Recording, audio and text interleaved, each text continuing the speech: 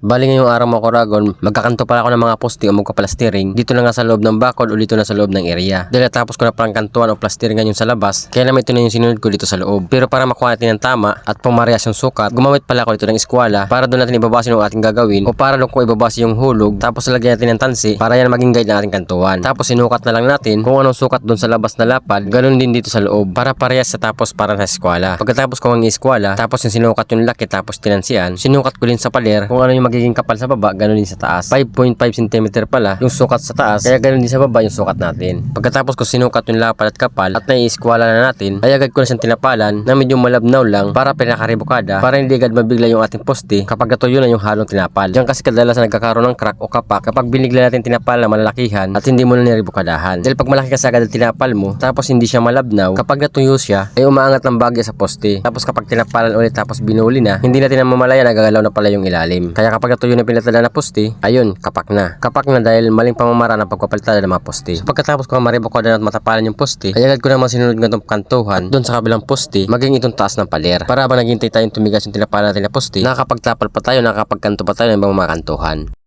Alright mga Koragon, so ito yung ginagawa natin ngayon. Tapos itong kantuhan, puro tayo kantuhan. Tapos yun, sa dulo, ikot. Ito. So dahil alas 10 na, syempre break time na naman tayo mga Koragon. Break time tayo para may lakas. Ayan. So yun lang mga Koragon, pagkatapos natin mag break time o magmerienda ng pansit at tinapay, after nga 15 minutes sa pag break time, ay agad ko nang binuli o kinantuhan itong sa ibaba dahil agad din tumigas. Pagkatapos sinunod ko na nga itong poste dahil ready to fight na siyang barahay at rodilahin. Kaya naman gamit ang ating kutsara o palita, bigla na naman lumabas si Kalbo. Arot, joke lang. Dinandaan ko na nga siyang binara gamit yung tubular na 2x1 na retasong tira nung ginamit ko dun sa paggawa ng gate. Kaya naman pagkatapos ko nga siyang barahin at ipantay sa tansi ng ating guide, ay agad ko na siyang binubuli o nirodila para matapalan pa natin yung ibang parte ng mga lubog-lubog. Pero bago ang lahat mga Koragon, shout muna sa followers natin na si Justin Ani. At shout out sa mga followers natin na nagpa-shout out na natabunan ng mga ibang comment at hindi ko na rin na-save dahil na-busy na nga ako. Syempre sa mga sumusuporta sa atin, shout out sa inyong lahat. Lalong-lalo nang pumunta dito kaninang umaga na nakilala niya ako dahil followers ko daw siya. Gumagawa rin siya dyan sa loob ng mga Resort. Kaya naman shout out sa inyo sa mga nakakilala sa akin dumadaan dito. Sa ginagawa ko dito sa Pararaw, dito lang to sa karap ng mga Resort. Pagkatapos ko nga nabuli o nakantuhan, ay agad ko naman siyang nilagyan ng groove gamit ang tile wire, itong maliit na bara at level bar. Dahil ito kasi yung nagustuhan ng pinaka-design na may-ari, mga groove dito sa kanyang poste. Tatlong groove na may sukat na pagitan na 36 by 36 by 36. Isa lang yan sa gusto ng design na may-ari, kaya yun ang ginawa natin. Ayon sa gusto niyang design sa kanyang mga poste. Iwan ko na lang sa iba kung nagustuhan nila.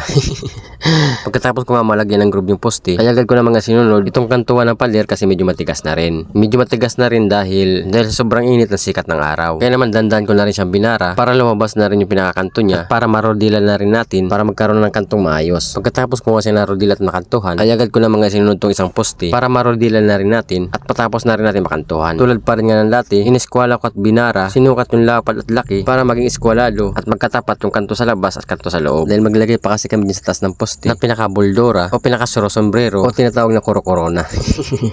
Uy, may magko-comment naman dyan. Alam na, arot. Kaya naman minimikos-mikos ko na ng pagbabara tapos nirorodila na. Nirorodila ko na nga para lumabas na pinakantuan niya para nga may lagay na rin natin yung groove na pinaka-design niya. Simula sa labas hanggang dito sa loob nilagyan natin ng groove para naman magandang tingnan kapag tinignan ng may-ari. So paano mga Koragon? Tatapusin ko lang ito paglagay ng groove tapos na. Abangan nyo na lang mga susunod na i-upload kong video. See you next video.